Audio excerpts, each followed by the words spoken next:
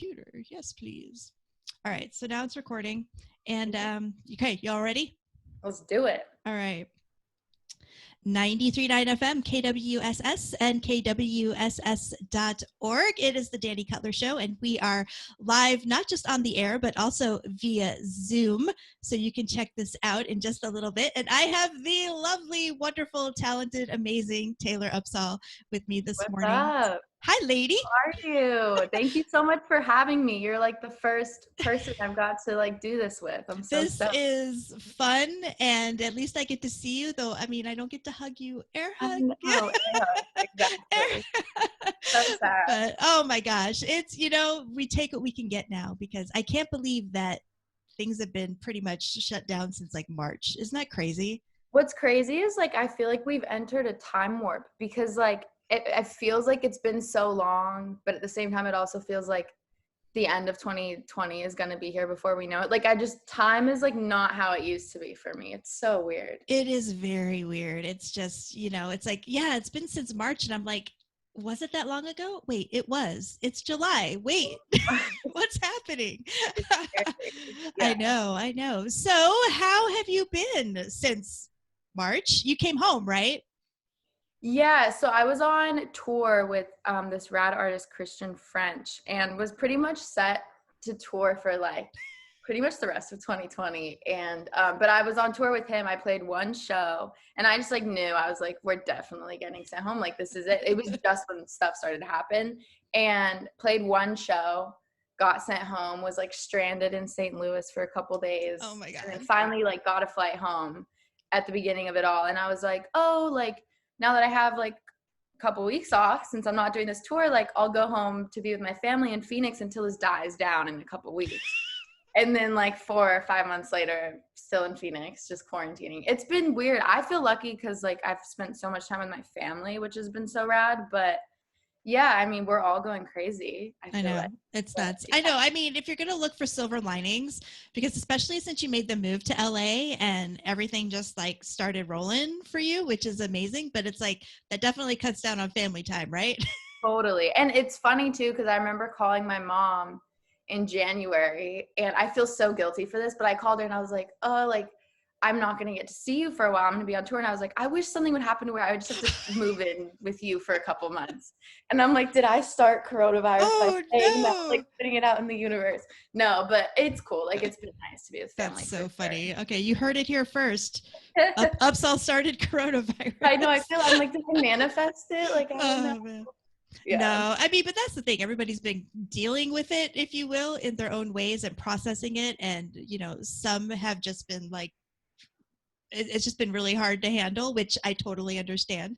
And then some have just been like, oh, all right, so I'm getting this break, and I'm really lucky that I can have this break. So let's see what I can do with it. Totally. And it's just everybody has done it. And I've been on both ends. I've been like, I can't handle this. Okay, I'm fine. Wait, no. Like every other day is like, some days I'm like, this is great. I'm going to write like 10 songs today and I'm going to kill it. And then the next day I'm like, I'm not getting out of bed. Like, it's very back and forth. But it's like, okay, because like everybody is kind of on the same boat. And so everyone gets it, it's like, cool. It's cool. Like it like ties people together in a way where like we're all just like, yeah, like we need to focus on our mental health, like, and it's okay to be like, yeah, today it's just not happening for me today, and people are like, yeah, same. Like, it's cool, we're all on the same like level for once, which is kind of like everyone's there to like support each other. It's cool. Like, oh, we do have to take care of each other. Okay, this is how this works. Right. Yeah. So what have you been doing? I mean, I know you've been chilling, but have you been able to, we're going to talk about the EP. So I know you've been working on the EP and everything, but what other stuff have you been trying to do to keep yourself sane over the past, 4 months? Half a year. It feels, No, I've been writing a lot.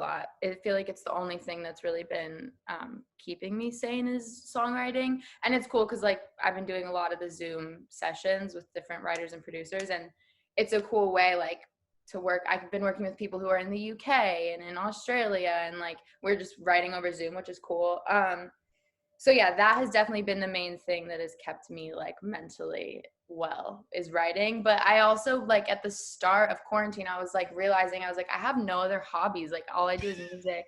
and watch Netflix and eat. Like I need to find something. So I picked up painting. I've been trying to learn how to paint, which has been fun. That's But yeah, cool. skateboarding, I don't know. We're trying it all. But now I'm trying to learn how to surf in LA. But I'm just trying to like, yeah, keep myself busy, I guess. That's really what it's been around. I mean, that's part of mental health is you have to keep your brain functioning, Yeah.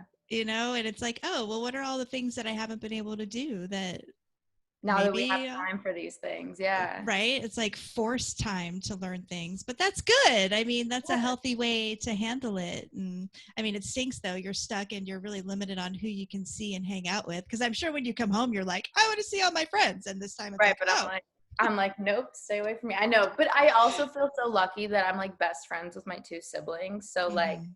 we live it up at the Upsahl house. I'm in Phoenix. But yeah, it is strange because like for the first time in forever, like all my friends from like high school, we're all in the same city at the same time, but we can't see each other. It's so, like everyone's going through it. It's crazy. Yeah, that's crazy. It is crazy. But so your tour was cut short, like hundreds and hundreds, and Everyone. just, Yeah. the whole scene just really shut down. And you did an awesome thing a few weeks ago. I think it was like a few weeks ago. Time is weird now. But Yeah. when you did that little live feed from Valley Bar, Mhm. and that was nice to help, give them some love and make sure people don't forget about those independent venues that can't open.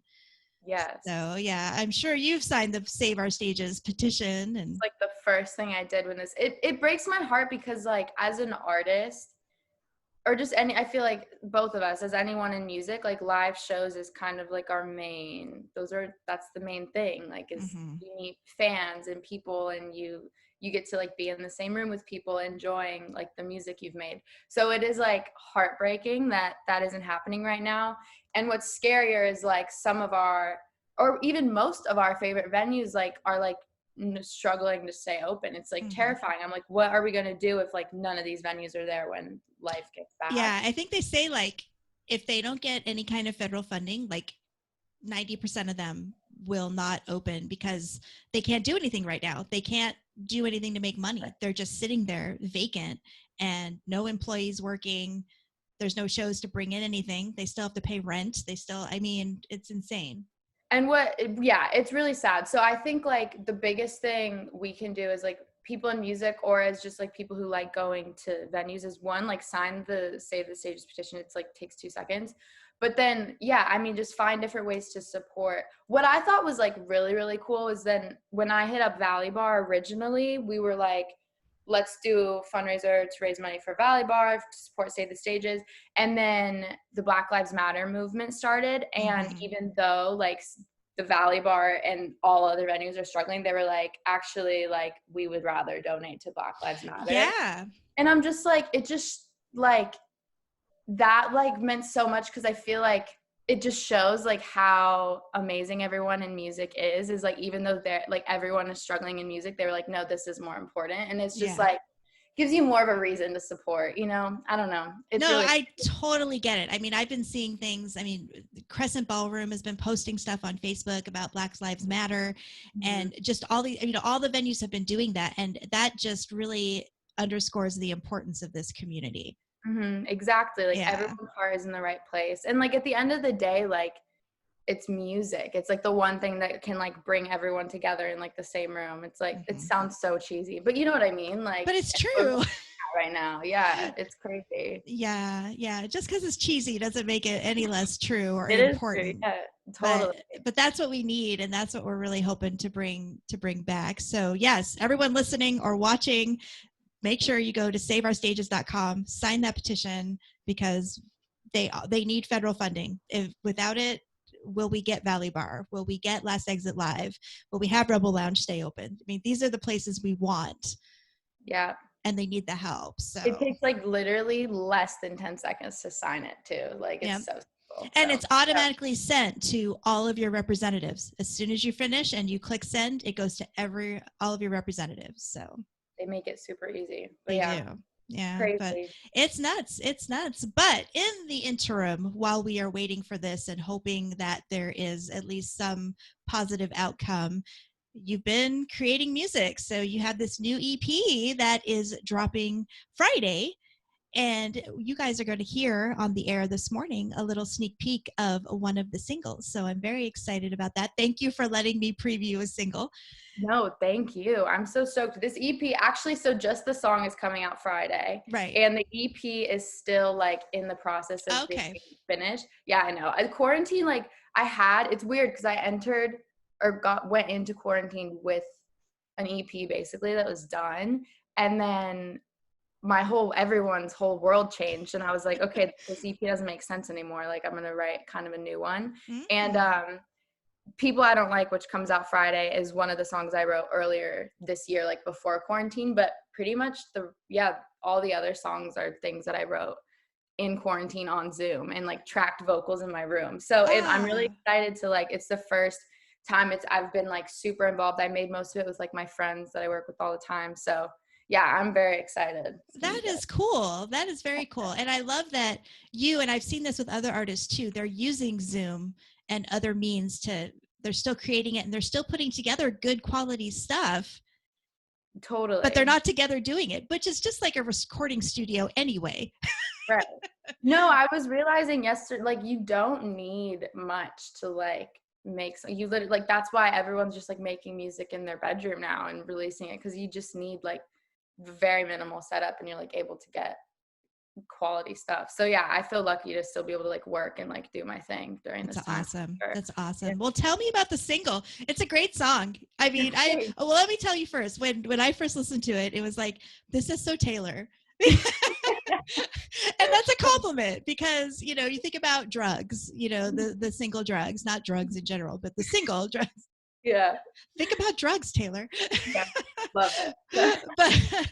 but you always seem to come from a point of view of like, F the system. Yeah, totally. I feel like People I Don't Like is like just an extension of the song Drugs, just like part 2. It is. It's like Drugs part 2. Yeah, I wrote it. It was funny. In January when the Grammys happen, there's the like Grammy week in LA. There's all these like industry like events you go to, and you're seeing a lot of the same people, but like you barely know everyone. And so like you reintroduce yourself to the same people like every night at a different party. And so I was at I was coming from one of those events into a session with two of my really good friends, Johnny Shore and Will J, who Johnny's a producer and writer and Will is a writer. And I had a couple glasses of wine or whatever at the event, and I came in, I was like, I'm just so sick of these parties. Like I've introduced myself to the same people like every day. We have the same conversation. Like I can't do it.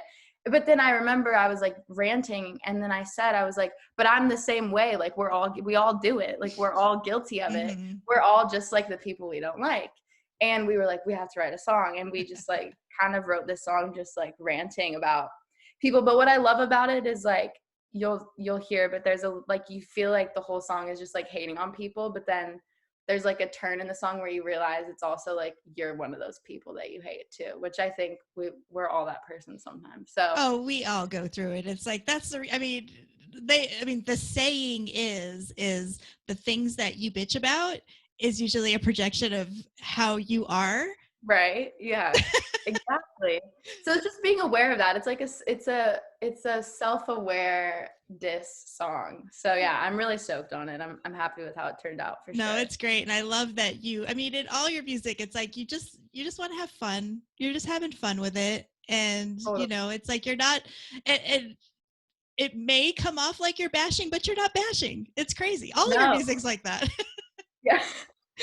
I'm like, I know I sound really mean, but I promise I'm not. Like, I'm the same way. Yeah. No. I think I've known you long enough. I know that you are not a mean person. I don't think you could do it if you tried. No. Good.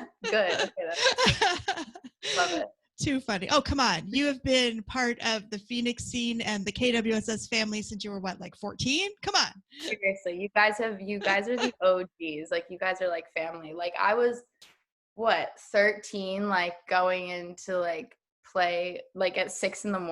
acoustic stuff at Beef Vegans. Yeah. And then I feel like you guys are family. So thank you for all the support over the years. And you are family, of course. Yeah. We're there for you no matter what. Always. And I love that I could just be like, Taylor, I'm gonna play your song, okay? was like, yes, I get to talk to Dani. Like, I'm ready. Oh my gosh. Well, it has been a lot of fun catching up with you and seeing your pretty face. And yes. And so I'm going to let these listeners hear the little sneak peek of this single. Yay. Thank you so much. Seriously, I hope everyone likes the song. Yeah. Throw your socials out there real fast for everybody.